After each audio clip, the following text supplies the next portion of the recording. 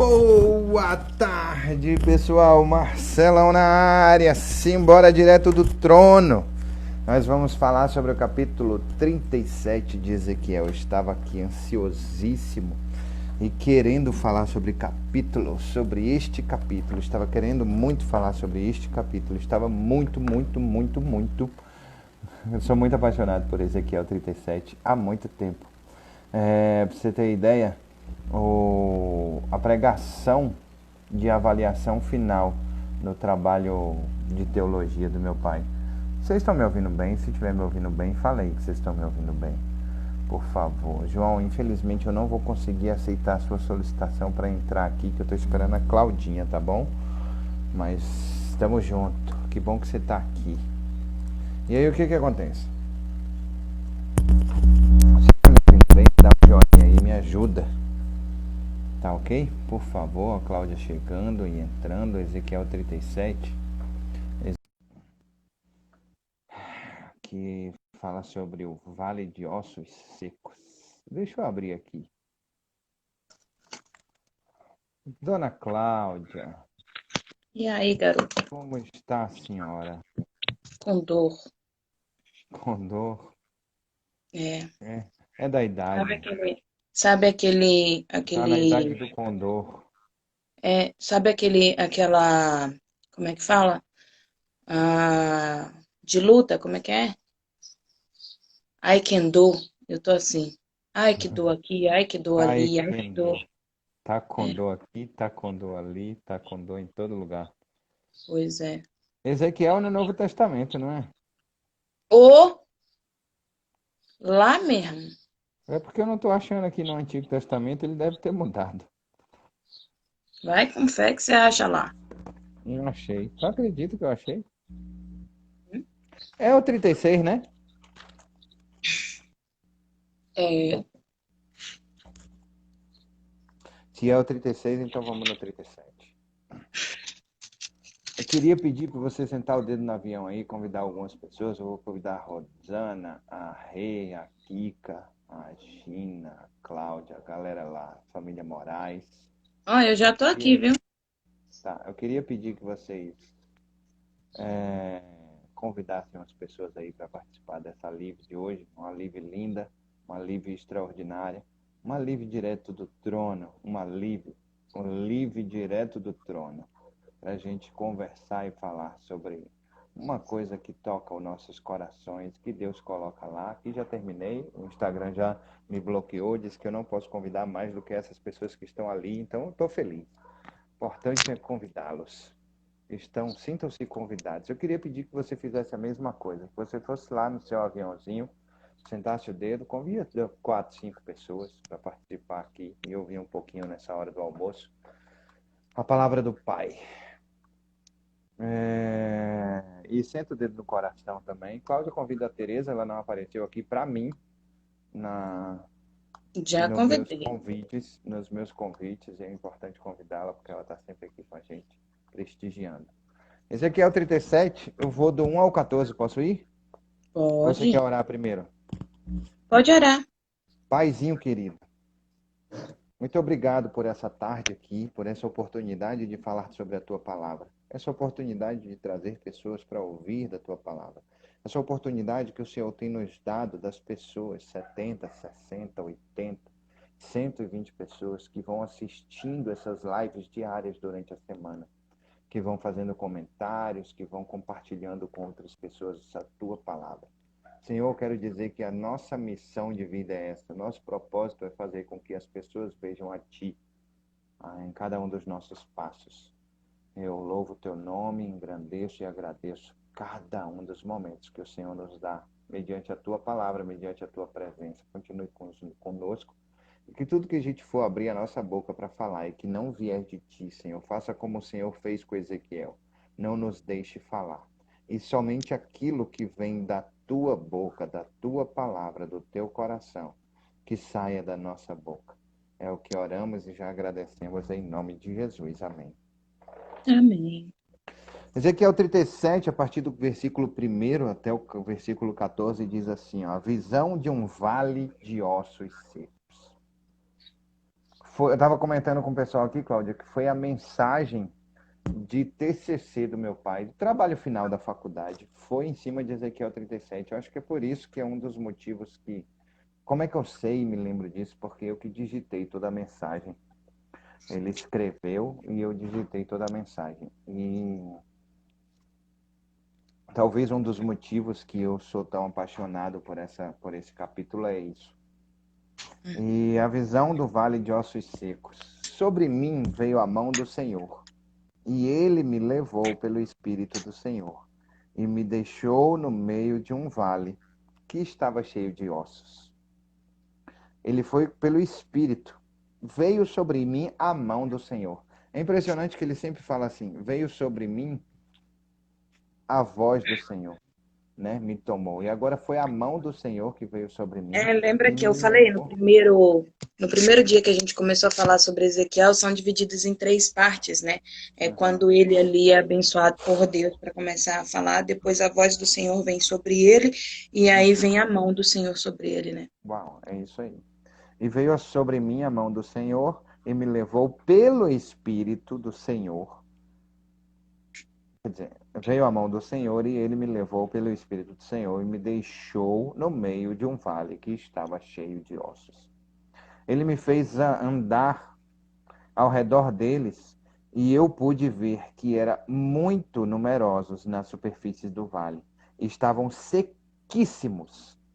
Então me perguntou: Filho do homem, será que esses ossos podem reviver? Eu respondi: Senhor Deus, tu sabes. Então ele me disse: profetize para que esses ossos, e diga-lhes, ossos secos, ouçam a palavra do Senhor. Assim diz o Senhor Deus a estes ossos: eis que farei entrar em vocês o espírito e vocês viverão. Porei tendões sobre vocês, farei crescer carne sobre vocês e os cobrirei de pele. Porei em vocês o espírito e vocês viverão. Então vocês saberão que eu sou o Senhor. Então profetizei, como me havia sido ordenado. Enquanto eu profetizava, houve um ruído, um barulho de ossos que batiam contra ossos e se ajuntavam cada osso no seu osso. Olhei e eis que apareceram tendões sobre os ossos. Cresceram as carnes e eles se cobriram de pele, mas não havia neles espírito. Então ele me disse: profetize ao Espírito, profetize, filho do homem, diga ao Espírito. Assim diz o Senhor Deus: venha dos quatro ventos, ó Espírito, e sopre sobre estes mortos, para que vivam. Profetizei como ele me havia ordenado. Como ele me havia ordenado. Os dois momentos é como ele me havia ordenado. Venha dos quatro ventos, ó Espírito, e sobre estes mortos para que vivam. Profetizei como ele me havia ordenado. O Espírito de Deus neles, eles viveram e se puseram em pé. Formaram um exército, um enorme exército. Então ele me disse: Filho do homem, esses ossos são toda a casa de Israel. Eis que dizem: os ossos estão secos, perdemos a nossa esperança, fomos exterminados. Portanto, profetize e diga-lhes: assim diz o Senhor Deus: eis que abrirei as sepulturas de vocês e os farei sair delas, ó povo meu, e os levarei de volta à terra de Israel. Vocês saberão que eu sou o Senhor, quando eu abrir as sepulturas de vocês e os fizer sair delas, ó povo meu. Porei em vocês o meu espírito, e vocês viverão, e os estabelecerei na sua própria terra, e vocês saberão que eu sou o Senhor. Eu falei, e eu o cumprirei, diz o Senhor. Quer falar? Tá com Vamos lá. dor aí, né? Tô. Vai passar. Vamos lá. Na verdade, vou voltar um pouquinho lá no 36, né? O Senhor começa, quando ele começa no 37 falando, e veio sobre mim a mão do Senhor, e ele me levou pelo Espírito do Senhor, e me deixou no meio do vale, que estava cheio de ossos secos, né? Quando ele posiciona dessa forma, a gente volta só um pouquinho lá em Ezequiel 1:3, né? Ezequiel 1:3, aonde ele fala assim: veio expressadamente a palavra do Senhor a Ezequiel, filho de Buzi, o sacerdote na terra dos caldeus, junto ao rio Quebar. Ali esteve sobre ele a mão do Senhor, né? Veio sobre ele a palavra, mas estava sobre ele a mão do Senhor. Ele começa falando isso, só um minutinho. Então ele está falando assim, que veio sobre ele a mão do Senhor, dizendo que o Senhor estava ali revelando sobre ele as coisas, e aí ele iria falar, a mão do Senhor trazia a palavra e revelava, e ele falava, ok? Aí quando ele volta lá no 1, ele está falando sobre um vale também de ossos secos. Então, assim, a primeira coisa importante é a gente entender que a partir de agora não é mais a palavra do Senhor que vem a ele. A partir de agora é a mão do Senhor que vem sobre ele. Entendeu? Uhum. Não que antes não estivesse a mão do Senhor sobre ele, mas estava sobre, agora veio para ele a mão do Senhor. E aí ele começa, né, falando sobre um cemitério, né, um campo de batalha, onde todos que estavam ali estavam mortos e todos tinham perdido em combate. Todos que estavam ali tinham perdido em combate. Que combate é esse? Que batalha é essa que ele está falando? Né?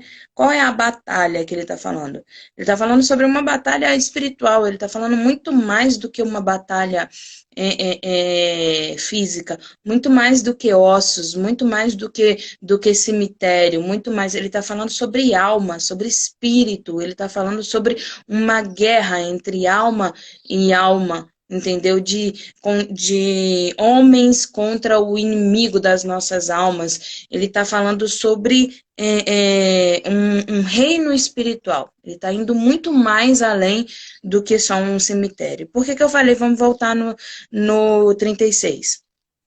Porque ele se refere a isso, quando você lê 36, 22, ele fala assim, 22. Dize, portanto, a casa de Israel, assim diz o Senhor Deus, não é por amor de vós que eu faço isto, ó casa de Israel, mas pelo meu santo nome, que profanaste entre as nações para onde fostes.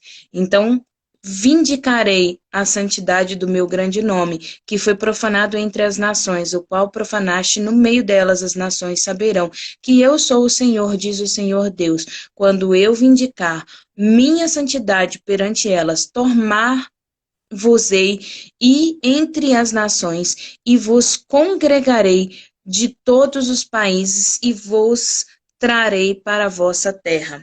Ele está falando muito mais sobre sobre essa batalha, né? Não é por amor, mas é pelo meu nome que vocês deixaram de seguir. Então, quando vocês deixaram de seguir o meu nome, vocês perderam a energia, a gordura, né? Quando o Senhor fala de queimar ali o sacrifício, de fazer o sacrifício, de purificação e tudo mais, ele fala sobre o significado de cada parte. Ele fala que a gordura ali, aquela gordura, ela é a energia do Senhor, ali é a força do Senhor. Ele fala que o sangue é a vida. Por isso que ele fala que você não deve comer nem a gordura e nem o sangue. E aí ele está falando que vocês deixaram de fazer o que era correto, o que era reto. E por isso vocês perderam a energia. Por isso que vocês perderam a vida. Por isso que vocês ficaram totalmente destruídos. Mas o Senhor vai lhe dar um novo coração. Mas é um novo coração e um novo espírito, para que vocês voltem e cumpram de uma maneira reforçada e espontaneamente a vontade que Deus colocou no coração de vocês desde o início e que vocês fugiram disso. Mas hoje vocês se encontram como um vale de ossos secos. O Senhor está se referindo ao povo de Israel como um povo morto, mas um povo morto espiritualmente. Um povo caminhando para um cemitério, caminhando para um vale de nada, de pura morte. Não tem planta viva, não tem animais, não tem nada. É só um vale. É só um vale de ossos secos, de pessoas mortas, né? E aí ele fala também lá no, eu li até o 25, né? E ele fala assim, ele repete isso incansavelmente ao povo de Israel. É por conta do seu pecado, é por conta da sua impureza, é por conta da sua idolatria, é por conta de que você não quer ser purificado, é por conta de que você não quer um espírito novo, é porque você não quer uma água limpa, você não quer profundidade, você não quer ser purificado, você não quer ser transformado, e por conta disso, hoje você se tornou um vale de ossos secos. No 36, 35, ele diz: Disse-a, esta terra desolada ficou como o jardim do Éden, as cidades desertas, desoladas e em ruínas são fortificadas e habitadas. Tudo que estava morto, o Senhor vai trazer à vida. Vão ficar tudo como o jardim do Éden. Então, no 36 ele já estava prometendo isso, 36, 35. Vão ficar como o jardim do Éden. Tudo que foi destruído será fortificado. Tudo que foi levado à ruína será transformado novamente. E aí eu volto para o 37 de novo, que ele fala assim, lá no 5. Em 37:5 ele diz: Assim diz o Senhor Deus a estes ossos: Eis que farei entrar o Espírito em vós e vivereis. Que Espírito é esse? Que ele fará entrar e fará com que vocês vivam novamente. Aí ele diz: a palavra hebraica traduzida por Espírito também pode significar, em um outro contexto, um sopro de vida. Então ele vai soprar novamente o Espírito, ele vai colocar novamente o Espírito. Que Espírito é esse? O Espírito meu, aquele que ele já soprou na minha vida e que eu estou viva? Não, esse Espírito não. Esse Espírito só quando eu morrer que volta para Deus. O Espírito que ele vai soprar novamente na minha vida é o Espírito Santo de Deus para me trazer conversão, transformação, convencimento, constrangimento, porque o povo está lá, isolado, condenado, aflito, e continua nas coisas do inimigo, buscando as coisas do inimigo ao invés de buscar as coisas do Senhor. Então o Senhor sopra o Espírito, porque o Espírito Santo de Deus é o único que pode trazer às pessoas o quê? Convencimento, constrangimento e transformação. E aí ele fala, vou soprar. Então são duas traduções. O Espírito de vida, como ele fez no Jardim do Éden, trazer uma nova vida. E o Espírito Santo, que é trazer uma vida espiritual, uma vida renovada, né? Então ele fala assim, isso é o princípio vital para que Deus entre no seu corpo, para que Deus entre na sua alma, para que Deus entre no seu espírito, para que Deus transforme a sua vida. Lá em Ezequiel 2:2 ele fala isso.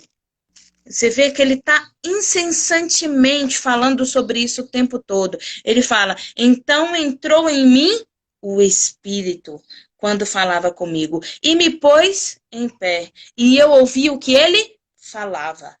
Que Espírito é esse que entrou em mim? O Espírito Santo de Deus, que me coloca de pé. E me faz o quê? Ouvir a tua palavra. Então, o Espírito Santo de Deus, o Senhor está prometendo, vou fazer entrar em vocês o Espírito Santo de Deus, para que vocês fiquem de pé e possam escutar a minha palavra. E a partir daí sejam transformados, para que haja uma nova vida sobre a vida de vocês. E aí ele leva a gente lá em 37:10, ele vai levar lá para o final da Bíblia, lá em Apocalipse, quando ele fala assim: profetizei como ele me ordenara, e o Espírito entrou neles, e viveram, e se puseram em pé, um exército sobremodo numeroso, porque quando a gente está verdadeiramente na presença do Senhor, o Senhor nos coloca de pé, e nós nos tornamos um exército verdadeiramente numeroso, porque não é o número de quantidade de pessoas que tem, mas o número de santos, dos santos, dos santos, dos santos que nos rodeiam, os anjos do Senhor, os arcanjos do Senhor, o Espírito Santo do Senhor que batalha a nossa verdadeira luta, que não é uma luta de carne, mas sim uma luta espiritual. Se a gente voltar lá no início, o Senhor fala que havia dentro de círculos, dentro de bolas, os santos que gritavam: santo, santo, santo, santo, santo, santo, santo é o Senhor dos exércitos. E aí o Senhor se retirou, e quando ele se retirou, a sua glória subiu com ele, e o povo ficou sozinho. E ele está dizendo: vou colocar novamente. Vou trabalhar novamente na sua vida. Vou trazer novamente isso. E aí a gente vai lá em Apocalipse 11:11, quando ele fala assim: mas depois dos 3 dias e meio, um espírito de vida vindo da parte de Deus neles penetrou, e eles se ergueram sobre os pés. E aqueles que os viram sobreveio grande medo. Porque não é o seu poder, não é a sua força, não é a sua glória, mas o poder, a honra, a glória do Espírito Santo de Deus. E quando você se coloca de pé, vem sobremeio na sua vida, e as pessoas que estão à sua volta, os inimigos da sua alma, aqueles que buscam como leão, bramando, buscando a quem possa tragar, esse cai e teme de medo, porque o Espírito Santo do Senhor habita em você. Aqueles homens que estavam ao redor de Israel e que se encheram o peito e disseram bem feito e colocaram sua força e disseram que ia acontecer, que ia fazer, que isso, aquilo outro, fizeram porque o povo de Israel estava sem o Espírito Santo de Deus. Era um vale de ossos secos.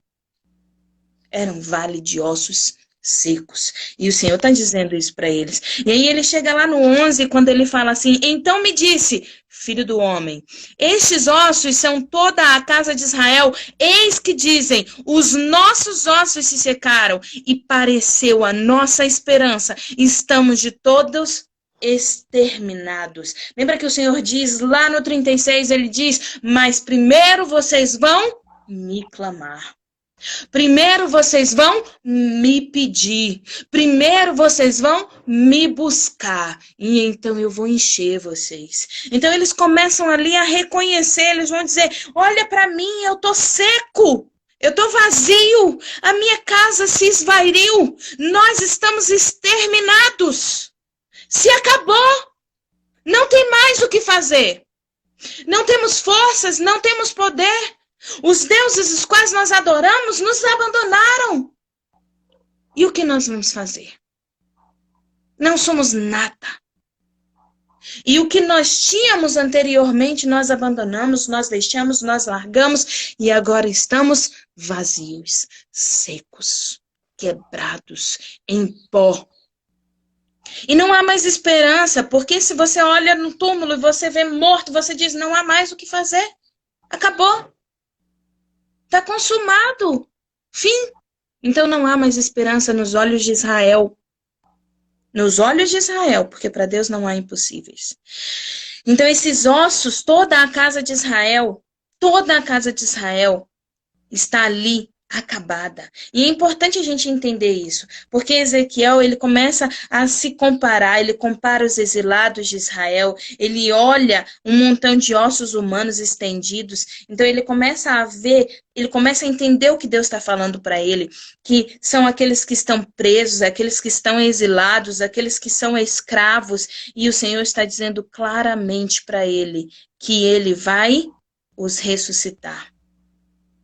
Então, Assim como os mortos, lá no final do tempo, quando tudo se acabar, o Senhor vai aqueles que clamam debaixo do trono, dizendo: Senhor, Senhor, Senhor, até quando? O Senhor não vai julgar a nossa causa? Até quando o Senhor não vai agir a nosso favor? Até quando vamos ficar aqui esperando a sua justiça? Então, ele está comparando com aqueles que estão exilados, que estão dizendo: Senhor, nós fizemos a tua vontade. Senhor, nós buscamos o teu querer. Senhor, nós nos arrependemos do nosso pecado. E até quando vamos ficar como ossos secos, exilados? Porque o Senhor disse: aquele que é de espada vai morrer. Aquele que é de exílio será exilado. Aquele que é de cativeiro será cativo. Então o Senhor diz que vai tratar conforme cada uma das suas iniquidades.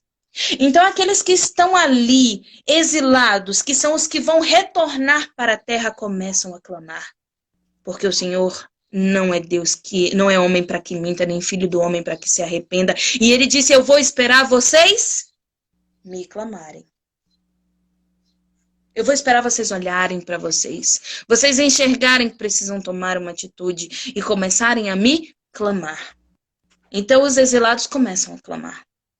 Eles começam a clamar, eles começam a dizer, assim como o povo quando estava no Egito começa a clamar, começa a dizer: Senhor, até quando? Até quando? Até quando? O Senhor diz: agora eu vou tomar uma posição. Eu vou soprar o meu espírito. Eu vou soprar o meu espírito. Então ele começa com esse ato simbólico que lembra, né, lá no Éden, quando o Senhor sopra um sopro de vida em Adão e traz a ele uma nova vida, assim como ele reúne Judá e vai reunificando também, assim quando ele coloca Davi como único rei e como pastor dessas ovelhas, então ele começa a falar sobre esse ato simbólico, sobre ele soprar um novo sopro de vida sobre a vida de Israel. E se você deixar, eu vou até o 28 sem nem você ler. Tá Então beleza. Então é isso que Deus está falando. Deus está falando, você precisa olhar para você. Não é que Deus é acusador. Ah, Deus é acusador, tá olhando e dizendo: seu pecado, olha o que você fez, olha o que tem de errado na sua vida. Não, não é isso. Ele não está te acusando. Ele está dizendo que se o povo não reconhecer seu próprio pecado, se o povo não se humilhar diante da presença do Senhor, se o povo não se arrepender do que fez, se arrepender dos seus maus caminhos e se converter verdadeiramente, ele não pode agir, porque ele não habita nas trevas. Então você precisa primeiro tomar uma atitude. Então por isso muitas vezes ele olha para você e diz aonde você está pecando, não é como acusador, mas é como pai protetor que quer que você se corrija.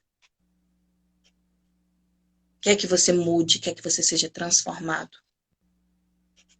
E é isso que Deus está fazendo aqui, até o 15, dizendo: ossos secos, clamem a mim, e eu vos encherei.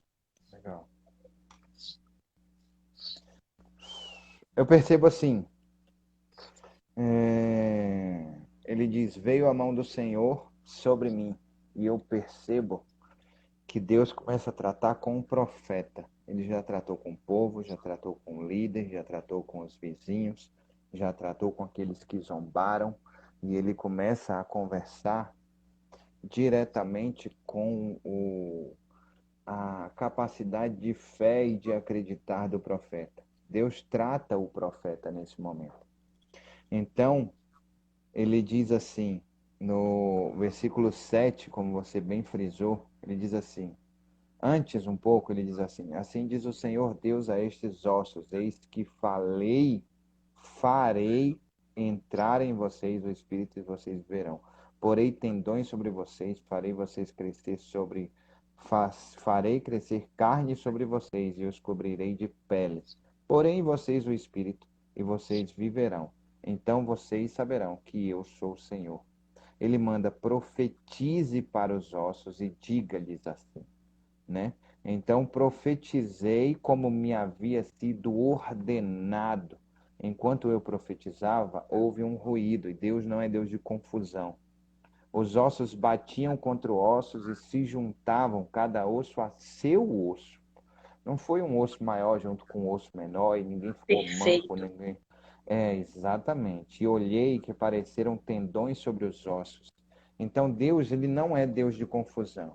Eles, os ossos, eles são, e não havia espírito. Ele não havia, e é extraordinário isso. Então ele disse assim, ó.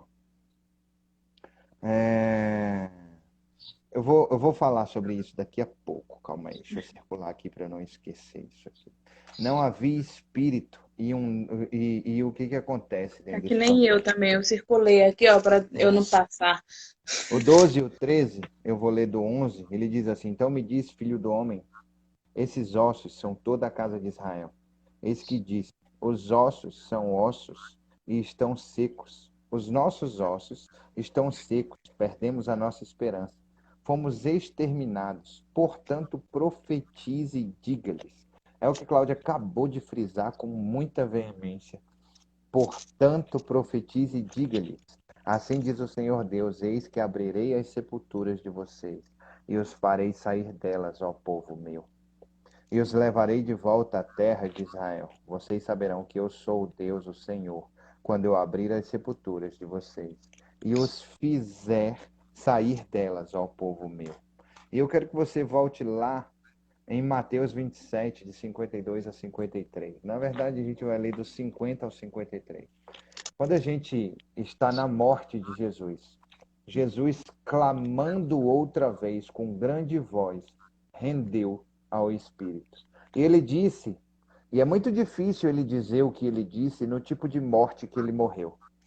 Por que isso? Porque eu estava estudando outro dia e assim, como ele fica pendurado nos braços e não tem muita sustentação o corpo, o abdômen, ele vai segurando, segurando, segurando e fazendo força. A força do abdômen é muito grande para segurar e sustentar o peso do corpo. Porque não tem verdadeira sustentação nos braços e os braços descansam e fica preso só nas mãos, onde estava furado, e todo o peso do corpo ele é sustentado pelo abdômen, né? E tem o diafragma ali. E é impressionante isso, que para uma pessoa que tem essa morte, o que acontece? Ele cansa, o diafragma cansa, o abdômen cansa e solta. O músculo solta. E quando solta, existe uma dificuldade muito grande de respirar. E a maioria das pessoas que morrem assim, elas morrem por asfixia, porque não conseguem respirar. E aí o que acontece dentro desse processo? Acontece que é muito difícil você puxar um fôlego para gritar está consumado, para gritar tetelestai, como Jesus Cristo gritou. Ou para dizer, Pai, perdoa-os, eles não sabem o que fazem. Para qualquer tipo de fala é muito difícil com o abdômen cansado e em processo de morte, certo? E ainda assim ele gritou, está tetelestai, está consumado, e rendeu-se o espírito. E eis que o véu do templo se rasgou em dois, de alto a baixo, e tremeu a terra, e fenderam-se as pedras, e abriram-se os sepulcros, e muitos corpos de santos que dormiam foram ressuscitados. E saindo dos sepulcros, depois da ressurreição dele, entraram na cidade santa e apareceram a muitos. Não significa que esses viveram para sempre. Eles tiveram um ressuscitamento para morrer novamente. Eles tiveram mais tempo de vida. Conforme Deus já estava explicando e dizendo aqui em Ezequiel como isso ia acontecer, aconteceu lá em Mateus com a morte do Cordeiro. Porém em vocês o meu espírito e vocês viverão. Quando é que o Espírito de Deus verdadeiramente entrou em nós? Lá em Atos, no dia de Pentecoste. Já vi um médico explicando. Alguém me falou aqui, ó. Vi um médico A explicando Luciana falou, como Jesus. se jogar para frente para poder respirar. Que tem que se jogar para frente para poder respirar. Olha só isso. complicado, bem desafiador. E aí o que que acontece dentro desse porém em vocês o meu espírito e vocês viverão e os estabelecerei na sua própria terra e vocês saberão que eu sou o Senhor e farei cumprir, diz o Senhor. É impressionante. A gente leu até aqui, né? Até Até o o 15. 14. Isso, até o 14. Do 15 em diante a gente vai ler ainda. Que Uhum. assim, o que eu penso, Cláudia, é o seguinte. O que eu penso e o que eu vejo é o seguinte: é que Deus, desde o princípio, desde a fundação da terra, ele dá uma nova chance de um novo recomeço. Ele está dizendo aqui assim: olha só, é o recomeço de uma vida. O fim sempre levará a oportunidade de um novo começo. Decida na sua perda, decida ter um recomeço. Na sua derrota, um novo recomeço. Na virada de um novo século, na virada de uma nova década, na virada de um novo ano, de um aniversário, numa nova dificuldade, em um novo processo, viva sempre um novo começo. É isso que ele está dizendo aqui. Ele está dizendo: eu farei e eu cumprirei, diz o Senhor, né? Eu porei em vocês o meu espírito, vocês morreram, vocês vão ressuscitar, Israel vai reerguer. Eu estou fazendo agora. Vocês me pediram porque eu disse que vocês iam me pedir, e daí diz que até a vontade de adorar a Deus vem dele. Então, assim, não acho que é por seu merecimento. Ele fala lá, como o Claudinho explicou, ele fala lá: ei, não é por seu merecimento. Ei, não é por você, é pelo meu nome. Esse nome que vocês profanaram e que as pessoas estão dizendo que ele não vale nada. Eles vão ver o quanto este nome é grande quando verem a grandiosidade em você. Quando você se tornar um grande exército, quando você. E aí, quem é Israel, meu irmão? Deixa eu te falar quem é Israel. Israel é Jacó, é seu pai. Israel é Jacó. Deus saiu na porrada com Jacó no meio do deserto, na entrada da porta que sobe e desce os anjos, e disse: agora você não se chama mais enganador, você não é a pessoa que ludibria as outras pessoas. Você é Israel, geração santa, povo eleito, meu povo. E se você não é descendente dele, eu não sei de quem você é descendente. Você deve ser de outro. Quer dizer, você deve ser daqui, porque de outro planeta quem somos, somos nós. Porque nós somos extraterrestres. Nós somos, porque nós não somos daqui, nós somos do reino. E Morte somos espiritual, isso representantes, aí. exatamente. Somos representantes do reino na Terra. E é isso que a gente precisa entender, que é um recomeço.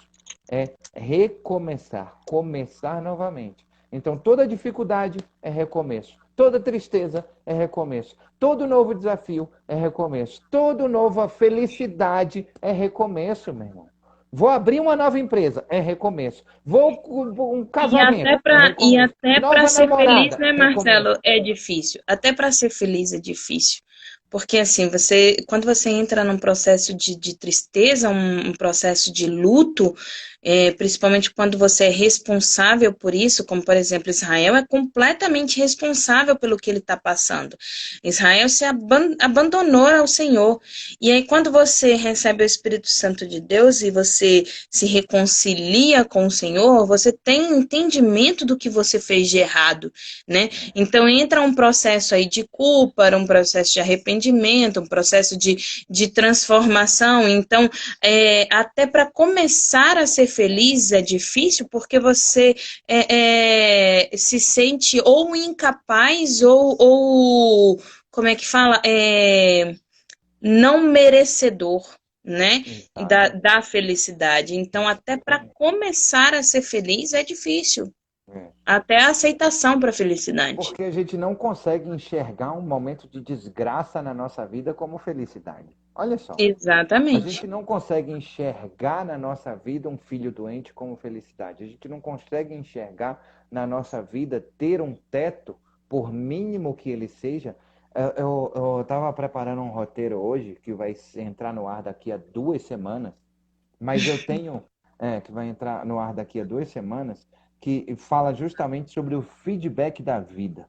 Se você está passando por um momento de dificuldade na sua vida, um momento de felicidade na sua vida, a vida está te passando um feedback daquilo que você tem feito na sua vida. Simples assim. Eu estou passando por um momento extremamente desafiador. É um feedback de alguma coisa que eu preciso aprender para a próxima fase da minha vida. Eu estou passando por um momento extremamente pleno. É um feedback daquilo que você está vivenciando na sua vida. Sua vida está te passando um feedback. É aprendizado, é competência. Sempre é aprendizado, sempre é competência. A vida sempre. Mas quando que eu vou ter uma vida verdadeiramente sem dificuldades e em plenitude? No outro campo de vida, no campo espiritual. É lá onde as coisas. Marcelo, mas como é que eu faço para chegar lá? Fecha seus olhinhos e fala assim: Paizinho querido, eu aceito o Senhor como meu único e suficiente Salvador. Eu tiro a minha mão, coloque a sua. Faça as coisas. Ore aí, vá orando aí. Faça as coisas conforme o teu querer e a tua vontade. Não me permita mais que a minha vontade atrapalhe a tua vontade na minha vida para alcançar o extraordinário, Deus. Porque como Jó, que quer alcançar coisas extraordinárias, e eu tive tudo em dobro de volta na minha vida, como ele teve tudo de volta em dobro na vida dele, assim eu quero ter. Mas quanto tempo ele passou para entender verdadeiramente? Eu não quero passar por esse tempo. Meu tempo é o já, meu tempo é o agora. Entra no meu coração, me enche, me dá insights, me enche com o teu Espírito Santo para alcançar essa vida extraordinária. Pronto, em nome de Mas Jesus, age amém. no seu Aí deixa tempo, eu te né? falar uma Porque parada. porque o que que acontece? É importante que a gente peça a Deus que haja no tempo dele, porque Deus sabe qual é o verdadeiro tempo que você está pronto para enfrentar. E aí, deixa eu te falar uma parada. Depois disso, acabou, os problemas nunca mais vão aparecer, você nunca mais vai ficar doente, você se tornou uma pessoa rica e próspera. Assim, Assim que você enganando. fechou essa oração aí, o Senhor mandou depositar 30 milhões de dólares na sua conta, porque toda dificuldade de vida que você tem é dinheiro, e por conta disso, acabou, meu irmão. E aí você vai ficar feliz. E faz o seguinte: aqui no rodapé do vídeo tem o meu. Tenho a minha conta, e aí você faz o seguinte: você deposita 10% da minha conta para eu poder também continuar orando por você, senão eu não vou orar mais. Não se engane, não é assim. No mundo tereis aflições, tem de bom ânimo, eu venci o mundo. Tá bom? Você orou e falou assim: Senhor, faz a tua vontade. Sabe o que que ele vai fazer? Te testar agora.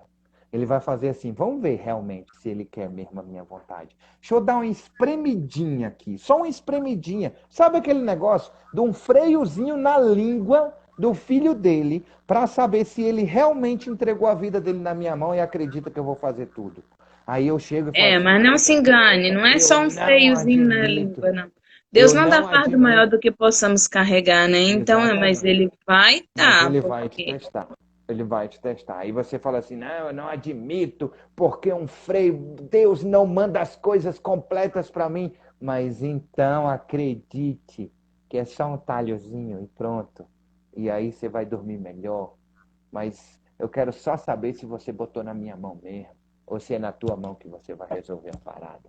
Tá entendendo isso, meu irmão? É isso assim. A vida é assim. É um recomeço, é um reaprendizado, é um feedback da vida. Vamos ver mesmo. Feedback, sanduíche. Ah, você é muito bom, tá indo lá, fazendo live todo dia, falando do meu amor, do meu poder. Agora deixa eu ver se você vive o meu amor e o meu poder e acredita em mim. Vai lá, Freio. Fica se de você meio tá errado só aí. como cantor, né? Exatamente. Freio. Dá uma travada aí que eu quero ver essa parada. E aí, sei não. Tá meio estranho esse comportamento seu, meu filho. Não é isso que você diz. Tem que viver a parada. Tá entendendo? Tá fazendo sentido para você isso que a gente tá falando? Eu vou do 15 até o final pra gente finalizar. Pode, Claudinha? Uhum. Decida. Peraí, é o recomeço, é o fim, sempre é uma oportunidade, um recomeço. Decida, na sua perda, ter um novo recomeço. Na sua derrota, ter um novo recomeço. Na felicidade, ter um novo recomeço. Né? Porque é sempre o recomeço, recomeço, recomeço, recomeço. Simbora, vou de 15 em diante. E aí é a reunificação sua. Lembre, quando fala de Judá e Israel, olha que extraordinário isso que Deus vai fazer. Por amor a quem? Aquele que foi segundo o coração. Olha só, preste atenção nisso. Eu vou falar antes de ler, que eu quero que você preste atenção nisso. Davi, o rei Davi, foi o segundo rei, depois de Saul foi Davi. Ele foi o único dentro da história que foi segundo o coração de Deus. E aí o que que Deus faz com as pessoas que são segundo o coração dele? Ele prometeu a Davi o seguinte: não se preocupe, toda a sua descendência continuará sendo rei em Israel. E aí houve um conflito dentro do processo da morte de Davi. E aí, quando Salomão Abrir foi seu assumir, site. quando Salomão foi assumir, a nação se dividiu em duas: Judá e Israel. Preste atenção nisso. E aí, depois disso, quantos reis e sacerdotes existiram até este momento? Até esse exato momento. Quantos anos se passaram? Mas não importa quantos anos se passaram, ou a sua geração ainda está viva. Se você é segundo o coração de Deus, ele faz isso aqui. Preste atenção, porque ele honra, do mesmo jeito que você honra ele, ele te honra. Preste atenção, ele diz assim: a palavra do Senhor veio a mim dizendo: filho do homem, pegue um pedaço de madeira e escreva nele o seguinte: de Judá e dos filhos de Israel, seus companheiros. Depois pegue outro pedaço de madeira e escreva nele: de José, pedaço de madeira de Efraim, e de toda a casa de Israel, seus companheiros. Junte os pedaços de madeira um ao outro, faça deles um só pedaço, para que tornem apenas um na sua mão. Quando os filhos do seu povo perguntarem: você não vai nos explicar o que significa isso? Responda: assim diz o Senhor Deus: eis que eu pegarei o pedaço de madeira de José, que está na mão de Efraim e das tribos de Israel, suas companheiras, e o ajuntarei ao pedaço de Judá, e farei deles um só pedaço, e se Um só tornarão reino. apenas um só em minha mão. Os pedaços de madeira em que você escreveu devem ficar na mão, para que o povo veja. Então diga-lhes: assim diz o Senhor Deus: eis que eu tirarei os filhos de Israel do meio das nações, para onde eles foram, e os congregarei de todos os lugares ao redor, e os levarei para a sua própria terra. Farei deles uma só nação na terra e nos montes de Israel, e um só rei será rei de todos eles. Nunca mais serão duas nações, nunca mais se dividirão em dois reinos, nunca mais se contaminarão com os seus ídolos, nem com as suas abominações, nem com qualquer das suas transgressões. Eu os livrarei de todas as apostasias em que pecaram e os purificarei. Assim eles serão o meu povo, eu serei o seu Deus. O meu servo Davi reinará, o meu servo Davi reinará sobre eles, e todos eles terão um só pastor, andarão nos meus juízos, guardarão os meus estatutos e os observarão. Habitarão na terra que dei ao meu servo Jacó, na qual os pais de vocês habitaram. Habitarão nela eles e os seus filhos e os filhos dos seus filhos para sempre. E Davi, meu servo, será o príncipe deles para sempre. Farei com eles uma aliança de paz, será uma aliança eterna. Eu os estabelecerei, eu os multiplicarei, eu os porei no meu santuário, no meio deles para sempre. O meu tabernáculo estará com ele, e eu serei o seu Deus, e eles serão o meu povo. As nações saberão que eu sou o Senhor, que santifico Israel, quando o meu santuário estiver no meio deles, para sempre. para sempre. Isso é viver em união. Isso é verdadeiramente viver em união. Filhos de Jacó, que agora era Israel, eles vão viver em união e não em unidade. Não terão mais como ser espalhados e terão um único Deus, um único rei. Serão uma só nação. E eu serei o rei deles. Eu Meu pai serei está o Deus deles. confirmando. Essas duas nações, e aí eu expliquei que elas foram separadas lá atrás e reunidas novamente. E até hoje, a maior guerra de Israel é para não ser separada. É para ter o seu lugar e para que não sejam separados. Diga, Cláudia. Então, vamos lá. Olha só que fantástico isso que você está colocando aí. Né? Primeiro, quando ele começa a falar sobre o reino, que ele vai juntar o reino, ele faz uma promessa de que Davi reinará sobre eles. Aí, olha, vamos trazer para a realidade de hoje, né? Ele diz, será um povo só. E aí ele fala também o seguinte, ele diz que ele vai pegar de todas as terras, ó. Ele fala assim, eu anotei aqui, peraí. Pedaços, um só pedaço, e se tornarão apenas um em minhas mãos, os pedaços de madeira houveram. E diz, assim diz o Senhor Deus, lá no 21, que tomarei os filhos de Israel entre as nações para onde eles foram, e congregarei de todas as partes, e os levarei para a sua própria terra. Olha só, o Senhor está falando sobre a vinda de Jesus Cristo aí. Ele está dizendo que quando Jesus Cristo vier, Jesus Cristo é descendente de quem? De Davi. De Davi. E ele é o que nosso? Irmão. Nosso rei, não é? Sim. Ele é o rei da nação, ele é o rei dos povos, e ele não fala só Israel, ele está falando que vai pegar os filhos de Israel. Por que filhos de Israel? Porque ele está falando que é povo de Deus, então ele vai pegar todos os filhos de Israel entre as nações para onde eles foram, e os congregarei de todas as partes, aonde eles estiverem, em todas as partes, eu os congregarei. E depois o que vai fazer? Eu os levarei para a sua própria terra. Qual é a nossa terra?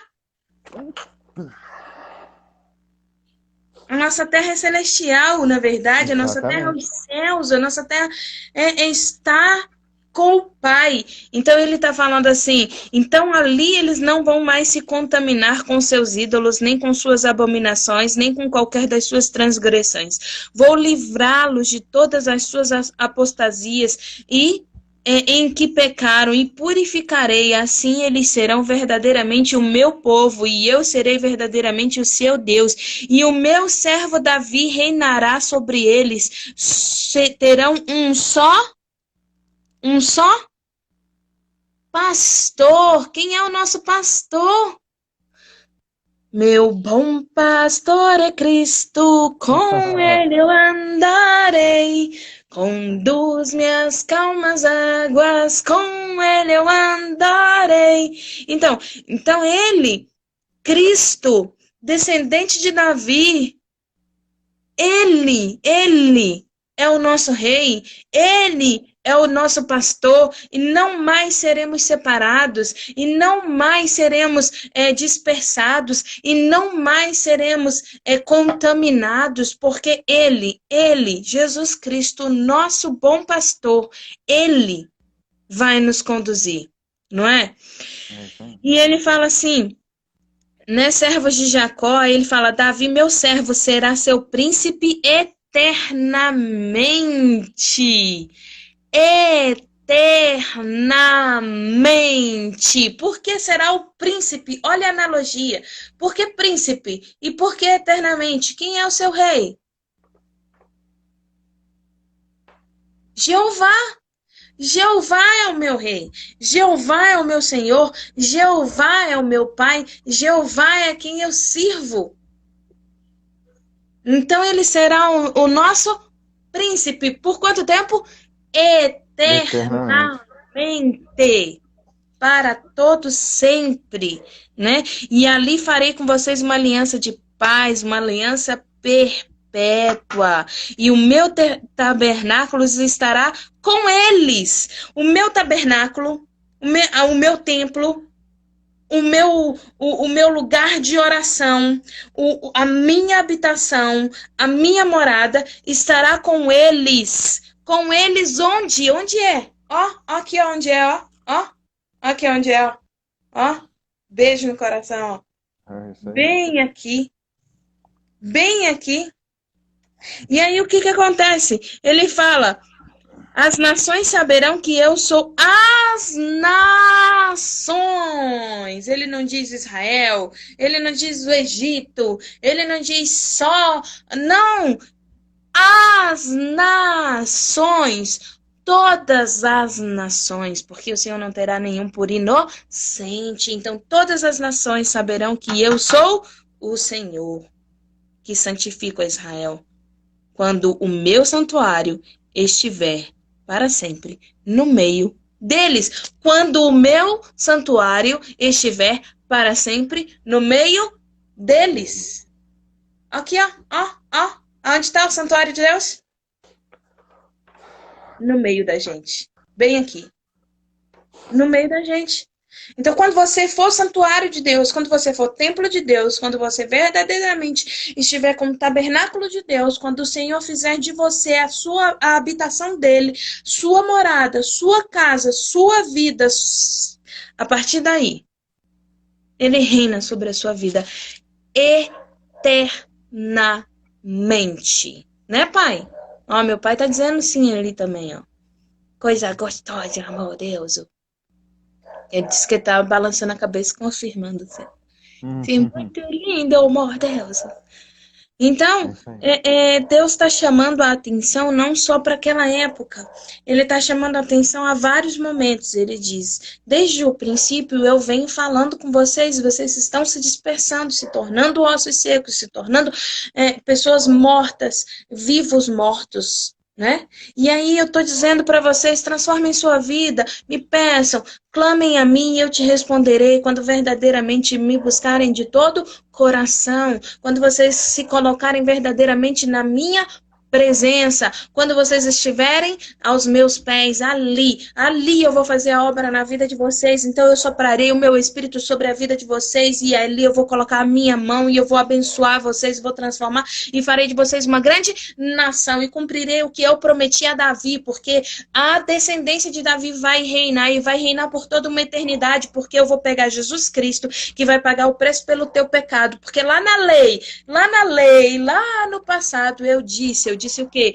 Que poderia, quando você se vender como escravo, que um irmão seu, que um parente seu próximo poderia pagar a sua dívida. Então, Jesus Cristo, como teu irmão, vem à terra, vai pagar a tua dívida que você não é capaz de pagar.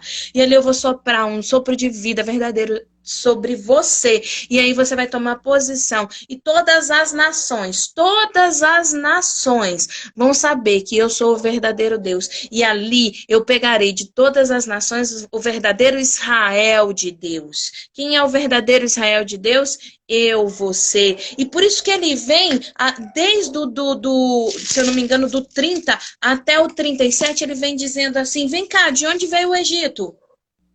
De onde veio o Egito? De onde veio o Tiro? De onde veio? Não sei.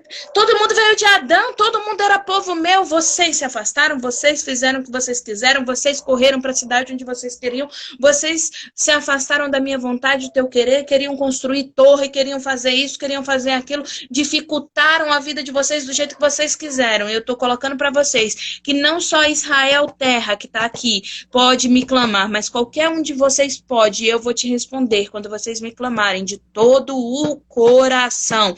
Então, ossos secos que se secaram desde o Éden, quando se afastaram da minha presença, comece a clamar. E eu vou responder a sua oração. Porque eu não sou só Deus de Jacó. Eu não sou só Deus de Isaac. Eu não sou só Deus de Abraão. Eu sou o seu Deus.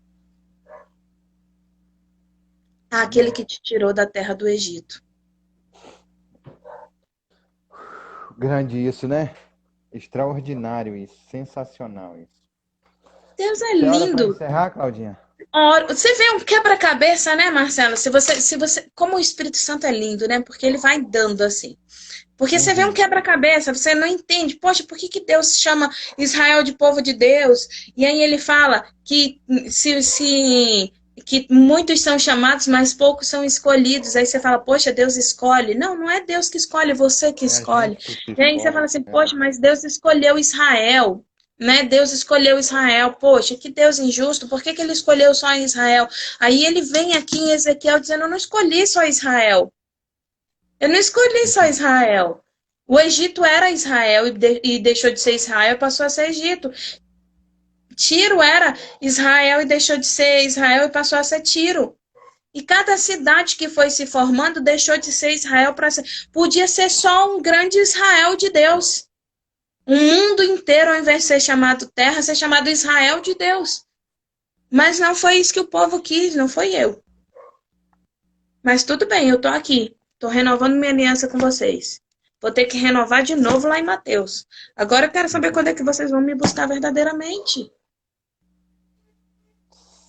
Simples assim. E é incrível, né? Porque o Espírito Santo me deu isso agora, assim. Falei, gente, é mesmo, né? Engraçado. Que bom, né? Enfim. Graças a Deus. Senhor, obrigado. Obrigado, Pai amado. Obrigado porque o Senhor colocou a tua mão, o teu poder sobre a nossa vida. Obrigado, Senhor, porque o Senhor não chamou só Jerusalém cidade, mas o Senhor chamou Jerusalém povo teu.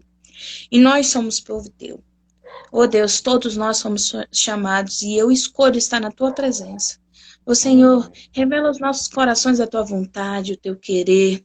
Transforma a nossa vida, Senhor, e nos dá conforme o teu tempo. Que seja o teu tempo, Pai amado, porque o teu tempo é perfeito, a tua vontade é perfeita, é boa, agradável. Tira, Senhor, tudo aquilo que não vem de ti.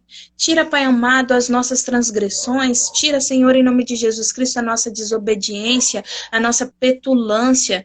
Que sejamos ousados, Senhor, mas não petulantes. Que sejamos, Pai amado, corajosos, Senhor, mas não tentando ao Senhor. Que possamos colocar a nossa mão, Senhor, no arado verdadeiramente e não olhar para trás. Porque, Senhor, o Senhor, Deus de Israel, é quem nos ama e nos protege.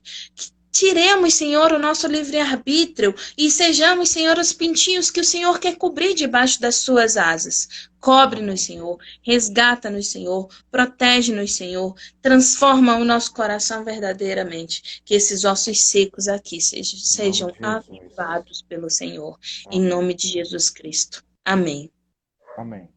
Amém. Beijo no coração. Até amanhã, até mais tarde. Amanhã a gente vai falar sobre um processo emocional, como chegar lá e como sair de lá. Fique de olho, fique ligado, 0659. 18h59, né? 6h59 p.m. Eu vou falar sobre resiliência, né? Uau, eu peço desculpa aí de manhã que eu não consegui acessar, mas 18h59, resiliência. Beleza? Beijo, Tamo junto. até amanhã, até mais tarde. Deus abençoe. Tchau, tchau.